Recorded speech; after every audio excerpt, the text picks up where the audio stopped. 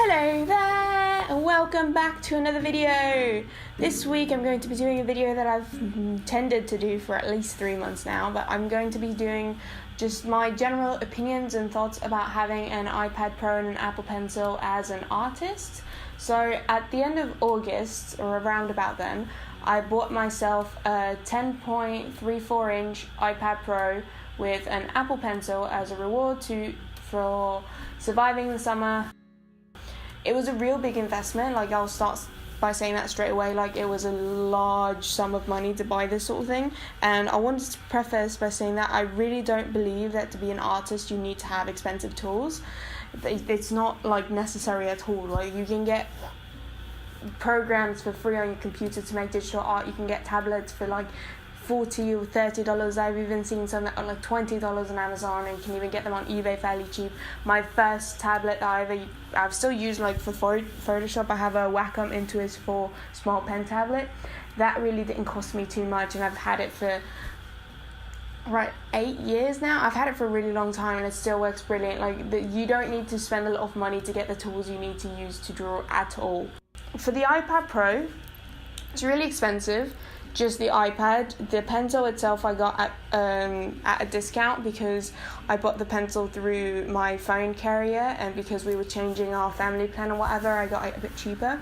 And I also paid about $50 Canadian dollars into the App Store just to have not work. If I was buying the device, I really didn't want to skimp out on the apps. So the priorities for me to get were Procreate, because of course Procreate's what everyone talks about, and Art Studio Pro. Now I wanted to get Art Studio Pro even though it was a bit more expensive than Procreate, because there's artist here on YouTube called Borrow Dante, and I've been following him since way before he got an iPad Pro, and I've learned a lot from him. But when he transitioned into using an iPad Pro, he really recommended Art Studio because it has a lot of similar mechanics to Photoshop, and it's just a lot more similar to Photoshop in terms of what it calls things and how it organizes things. So starting out on the iPad Pro, I did just a couple warm-up sketches. I was using Art Studio Pro to begin with. I played around with Procreate in the Apple Store whenever I went to test out the iPads just to make sure that I knew I wanted it. I used Procreate there, and I liked it, right? Of course, I enjoyed it. It worked. I could see the capabilities of the Apple Pencil, but at the same time, I felt like I struggled to find things a lot. Meanwhile, in Art Studio Pro, everything was exactly where I expected it to be in terms of menus and layers and options and tools and stuff like that. So starting out the iPad Pro, I was drawing in Art Studio Pro, and the biggest, absolute largest hurdle I encountered was the brush tool. I couldn't figure out brushes to draw and paint with. And this, I wouldn't imagine this would be a problem if you switched from a primarily traditional artist to using this sort of the device. But I'm primarily a digital artist, even though I do a lot of traditional work. I'm primarily a digital artist, and I made my home in Photoshop. So there were a lot of things that I was getting used to, and especially because I could not import my custom brushes from Photoshop into Art Studio Pro. So it was a real hard time for me to just figure out a way to get the pressure sensitivity, the opacity change, the sizes, all that to work, and just to find actual brushes themselves that I could use. The one in Art Studio Pro that I found was closest to my painting brush, because in Photoshop I have this custom chalk brush that I got from Keenan Lafferty's custom brush set. So if you go to KNKL DeviantArt, he has a custom brush download file, and there's a chalk brush from in there that I use for almost everything in Photoshop. But so the closest one that I found in Art Studio Pro is this grunge ink that's in the inking section in the brush tools, if you're interested. But I changed the custom settings around in it a little bit to make it friendlier to myself. I like it when the size of your brush changes with the amount of pressure you're putting in. I like it to be a little bit more reactive to the amount of pressure you put. I don't want to press really, really hard, but I don't want to press really, really light, but I do want it to change with my pressure. I don't know if I'm explaining things properly, but here's the thing, you get really used to the tools that you have, and I got really used to the ways that I like. And the thing is also with these types of programs, you can customize your tools, and I spent again 8 years living in Photoshop, slowly tweaking my workflow and the way that I use my tools. So trying to like go back to like default settings out of nowhere was really jarring for me, and I was kind of getting through an existential crisis a little bit when I was encountering this, because I just invested a lot of money into this program and I wasn't able to figure it out properly. And I'll start flashing on the screen some of my earlier attempts at using the iPad Pro to create artwork. It should be noted to say that while I'm saying all these things in the background, I'm doing 2 paintings. The first one's going to be Kirishima from My Hero Academia, and I drew it in Procreate. And the second one coming up is going to be Uraraka, also from My Hero Academia, which I drew in Art Studio Pro. I'm not going to be talking too much about the process of making these particular paintings. If you're interested, I do talk about my process in paintings in older videos, so you can poke through my channel for those, but right now I'm just really trying to keep it general, as in my experience with the iPad Pro, which includes these paintings, but it's not exclusively related to these paintings. But so I was struggling, I was having like a really hard time finding brushes that I could use the way I was used to. And also that I found was, and I found this especially when I was doing the Fred and George painting, it's in my fandom series, it's on my channel, you can look at it. I did it in Art Studio Pro. I was having a really hard time just getting comfortable, as in getting into like the zone, getting into like a flow, and like working at a speed that I was happy with, because even though the tools were right where I expected them to be, I don't really access them the long way when I'm in Photoshop. I access them through keyboard shortcuts. And so then I decided, while I was doing Fred and George, to plug in a Bluetooth, well, not plug in, I had a spare Bluetooth keyboard somewhere around the house. It was a Spanish keyboard, so I didn't really like using it for typing because I had a couple keys that were different.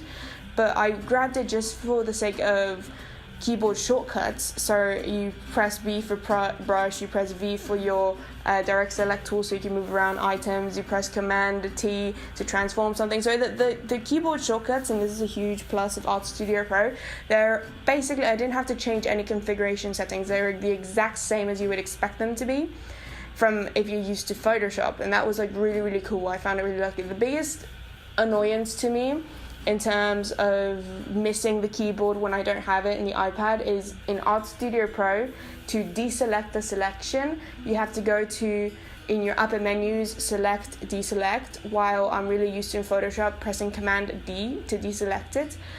There's just not a faster way if you don't have a keyboard. I haven't been able to find a shortcut to do that without the keyboard on Art Studio Pro, and so for someone that uses a lot of selections, it really slows down the process if you have to like go menu, deselect. And also, I don't know, it's intuitive, but at the same time it feels like it's a bit slower to work on the iPad, even though you get to see your pencil on the screen and it's 100,000% portable. It's really light, it's really comfortable. You're just slower because it's the workflow. You don't have your tools spread out on your table that you could just grab, but it's like, it has the power and strength of Photoshop without the optimization of having a keyboard and mouse setup. And that's not to say that it's not a good tool. It's an amazing tool, and just the fact that it's portable, it makes it so convenient. I don't know if you guys remember, I did a video of my top 10 tips for developing artists, and one of them was to make drawing as convenient as possible. And the way that I've done that in the past is just by having a sketchbook and some like pencils or whatever really nearby all the time. But keeping the iPad like near my desk or in my bed or in my school bag has just made it really easy to pull it out and just pick up a very, detailed, advanced painting just on the fly. It's really comfortable. And even though it takes a little bit longer to achieve that painting, it will take me an hour and a half to do something what would take me 40 minutes in Photoshop, because of the way that I'm really used to it. And you have your keyboard shortcuts and you have like the optimization and those things. It's just so much more comfortable to be doing it from the comfort of your bed, or if you're waiting in line, or if you're at a friend's place or stuff like that. It's just super easy to just pick up the iPad and draw. The iPad's battery life, I've had absolutely no issues with it. It's really, really efficient. The pencil's battery life is also really good. It kind of bothers me how you charge it, and here's the thing, I'm talking about the 2017 models of iPad. I know that just recently Apple announced the new generations of iPad, that's 2018, 2019, with like liquid retina and the magnetized pencil and the Thunderbolt plug-in. Like that's not the iPad I have, and I'm just a little bit salty about the fact that they announced it like 2-3 months after I spent a large amount of money buying one, but that's okay. By the time I've outgrown this one, there will be new ones and better ones and stuff like that. I'm fine. I'm not grumpy. I'm fine. No, so I'm not speaking about the new ones. The new ones, of course, you're going to be seeing a lot more videos come out about those. But I feel like a lot of the things that I'm saying are applicable to the new iPads, because I'm saying them from the perspective of someone who's used to traditional drawing and also used to drawing with a pad tablet. So a tablet where you look at the screen instead of looking at where you're drawing in Photoshop. Like, that's the perspective that I'm talking about, like the differences between being a pad tablet to screen and a traditional artist to an iPad Pro. So yeah, if you're thinking about investing in an iPad Pro with an Apple Pencil, new ones, old ones, used ones, just be aware that the brushes are going to be take some getting used to, especially because a lot of the brushes have really interesting sort of blending options. So like they're built to mimic traditional brushes a lot more, while in Photoshop I'm just really used to the brushes being 3000% predictable, while they might not be that to that same extent in Art Studio or Procreate. So I was mainly talking about my experiences using Art Studio, so I'd like to move on to my experiences using Procreate. I picked up Procreate quite a bit later, so I'd been using Art Studio for a good month and a half. I'd done at least 4 or 5 really, in-depth paintings in Art Studio Pro, but my graphic studio teacher at college, he's got an iPad. His doesn't have an Apple Pencil, but he was just talking to me. We were talking like in between, actual lesson things. We were just talking about general art things, and he was just showing me Procreate and the stuff that he'd put together in his iPad just for the fun of it, because he really likes drawing as well. And I told him that I had Procreate and I had an iPad with a pencil, but I didn't really use Procreate much because I was more interested in Art Studio Pro. But then he just started gushing about it, and I was like, all right. If this teacher of mine that I respect, that I enjoy, has such raving reviews of Procreate, I'm going to give it another shot. My biggest problem with Procreate that did not allow me to get into it was, again, with the brushes. And also there's this other thing about Procreate that really bothered me, was that I couldn't find things. I had a really hard time in the beginning finding things in Procreate because it's a very minimalistic menu. In Art Studio Pro you have a very comprehensive menu. You have your toolbar, you have your file, image, edit, all those upper menu bars, and if you want you can turn on the like simplified view setting that just kind of hides your extra things and leaves you with your eraser, your brush, and there's a similar thing to Procreate where you can increase the size of your brush or decrease it, and increase or decrease the opacity of the brush on the side, and then everything else is cleared, so it's like clean workspace, which I know that a lot of people appreciate. I don't really mind it so much because honestly the menus and the toolbar take up like less than a centimeter on either side, so it really doesn't bother me at all to have those up in Art Studio. But in Procreate that's all you have. You have your adjustment of brush size and brush opacity, and you have a couple like buttons to drop down your layers and your effects and all those things, and then that's it. So it depends a lot more on gestures. Like Art Studio Pro has gestures and stuff like that, but it's not exclusively. Like for example, merge layers, you open your layers menu, you click select, you touch the 2 layers, and then in the bottom of the layer menus you have a button that's like merge. While in Procreate you pinch them together and they merge. So that's really cool that Procreate can do that, but the thing is I didn't know that that's how you did it. But it took my teacher telling me that Procreate has this really awesome, really in-depth, completely free manual. It's really well designed, really easy to use, super comprehensive search bar, and you just go to your iBooks app on the iPad, look up Procreate and it's free. You just download it and then you flip through it and you kind of see roundabout what's possible. But if it weren't for that, if it weren't for my teacher telling that, then I'd still be completely like a fish out of water in Procreate, because I feel so naked without knowing where things are. And also there's the liquify tool in Procreate. It's really cool, but I struggle to use it as well as I use liquify in Photoshop or even liquify in Art Studio Pro. I don't know why. I just feel like it's a little bit weird. It's a little bit more stubborn. You have to like push it further for you to do what you want. Like a lot of the times, because I want to avoid using the liquify tool in Procreate, I just redraw it instead of liquify it, while in Art Studio and Photoshop I would just liquify it. So that's another thing. But in general, this video is going sort of long, but in general I'm growing to like the iPad more every time I use it. It's been a much steeper learning curve than what I expected it to be after all the research that I did. So this is why I think it's important for me to put my opinion out there. Would I recommend this iPad? It depends. If you have that money that's just lying around not doing anything and you think it will make you really happy, go for it. If you really value the ability to be able to on the go wherever you are, no setup, no complications, no wires, nothing like that, if you really value that, then this would be a really cool tool.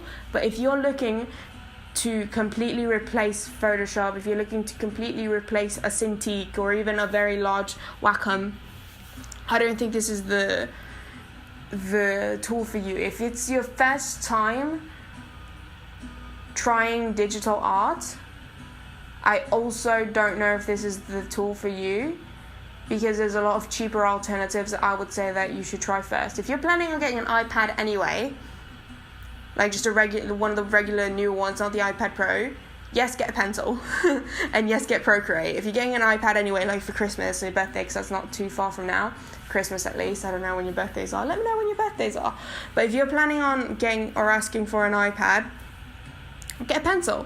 Because really, like, if you're getting all the iPads that are getting released right now are compatible with the pencil. So yeah, if you're getting an iPad anyway, I would say get the pencil because it's really cool, and Procreate's not that expensive. Art Studio Pro is a little bit more complicated. So I would, if you're not translating from Photoshop, get Procreate. If you are translating from Photoshop, also get Procreate, but consider getting Art Studio Pro because it's something that would seem a bit more familiar. But expect to have a lot of trouble finding brushes you're comfortable with. That's all I wanted to say. And it is expensive, but it's really portable. It's really cool. I've had a lot of fun with it. The fact that it's so portable makes it completely worthwhile in my eyes. And yeah, I guess that really sums up my opinions using the iPad Pro. Again, the characters that I drew in this video are Kirishima and Uraraka from My Hero Academia. It's fan art. I don't own these characters. These are all my opinions. Make sure you check out the links in the card and other videos on my channel for other examples of me using the iPad Pro for drawing, or even me using Photoshop for drawing. Thank you very much for watching. Leave a like, subscribe, comment what you think. Let me know if you have any questions. I'll be happy to answer any questions in the comment section. And yeah, I'll see you all next week.